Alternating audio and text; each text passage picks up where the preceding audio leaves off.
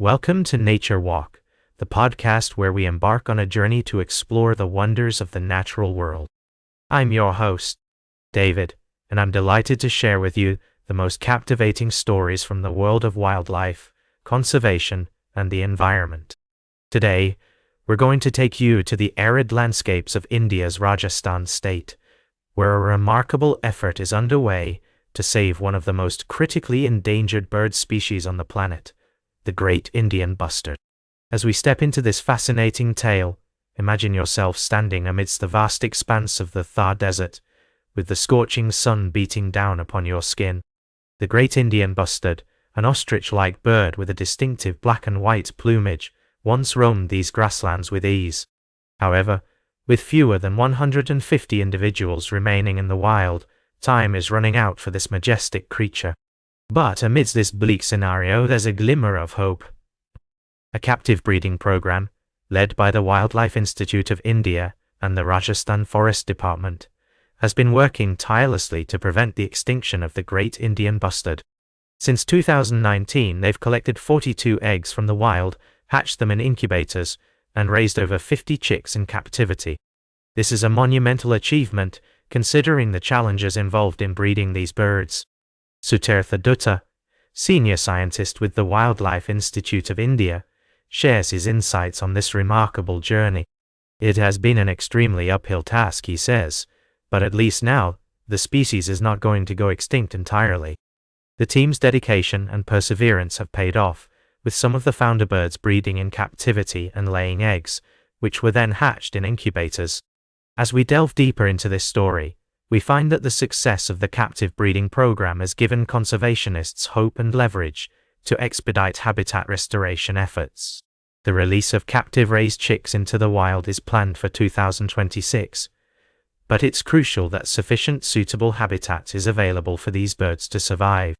The Great Indian Bustard's habitat faces numerous threats, including the rapid expansion of agricultural fields, power lines, and wind turbines.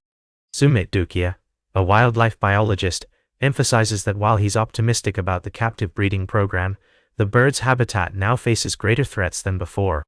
There is no fully or completely safe area which can house a sizable population of these captive-bred birds in the wild, he says. As we conclude this segment, we're reminded that the journey to conserve the Great Indian Bustard is far from over. However, with the success of the captive breeding program and the dedication of conservationists, there's a renewed sense of hope for the future of this magnificent bird. We'll be right back with more fascinating stories from the natural world on Nature Walk. Welcome back to Nature Walk. I'm your host, David, and we're delighted to have you join us again as we explore the fascinating world of wildlife and conservation. In our previous segment, we delved into the intricate relationships within ecosystems. Now, let's shift our focus to a groundbreaking project that's making waves in the field of mammal conservation. Imagine being able to monitor and understand the distribution and behavior of mammals across an entire country, all thanks to a collaborative effort involving researchers, citizen scientists, and cutting-edge technology. This is precisely what the Snapshot USA project has achieved, and today we're going to dive into the details of this remarkable initiative. Snapshot USA is an annual project that takes place over 2 months, September and October, where collaborators from across the United States set up camera traps in various ecosystems to capture images of mammals. The project's brainchild, Bill McShee, a wildlife ecologist at the Smithsonian Conservation Biology Institute, was inspired by birding surveys that have become incredibly popular. He realized that a similar approach could be applied to mammals, filling a significant gap in our understanding of these creatures. The process is quite straightforward. Collaborators receive training to ensure their data meets the project's quality metrics. They then set up arrays of at least 8 camera traps, which can range from 10 to 20 cameras per array, in their chosen ecosystems. After 2 months, the collaborators upload their images to Wildlife Insights, an AI-driven platform that automatically identifies the species captured on camera. Once the identifications are verified by the collaborators, the Snapshot USA team cleans up the data and prepares it for publication. The results have been nothing short of astonishing. In 2024, the project's most significant year to date, collaborators set up 186 arrays of camera traps, capturing almost 6 million images. This wealth of data has the potential to revolutionize our understanding of mammal distributions and behaviors across different regions.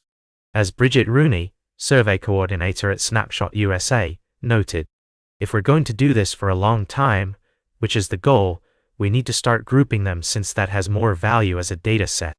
One of the most compelling aspects of Snapshot USA is its adaptability and scalability. The project has inspired offshoots in Europe, Japan, and soon, Brazil and Pakistan. This template and protocol can be applied globally, allowing for standardized comparisons across ecosystems and landscapes. As we continue to face the challenges of biodiversity loss and habitat destruction, initiatives like Snapshot USA offer a beacon of hope. By harnessing the power of citizen science and technology, we can gather vital information to inform conservation strategies and make a tangible difference in the lives of mammals and their habitats. Stay tuned for our final story of the day, right here on Nature Walk. Welcome back to Nature Walk. I'm your host, David, and we're wrapping up today's journey through the fascinating realm of neuroscience and the intricate connections within our brains. As we've been exploring, a recent study has shed light on the complex networks of inhibitory neurons, which play a crucial role in regulating the activity of other neurons.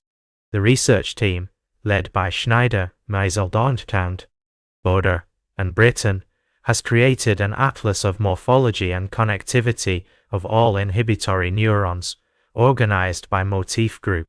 This groundbreaking work has far-reaching implications for our understanding of brain function and behavior. The study reveals that different types of inhibitory neurons exhibit distinct patterns of connectivity, with some preferring to target specific compartments or depth bins within the brain. The team used a range of null models to test the selectivity of these connections, finding that some inhibitory neurons show significant specificity in their targeting, while others appear more random.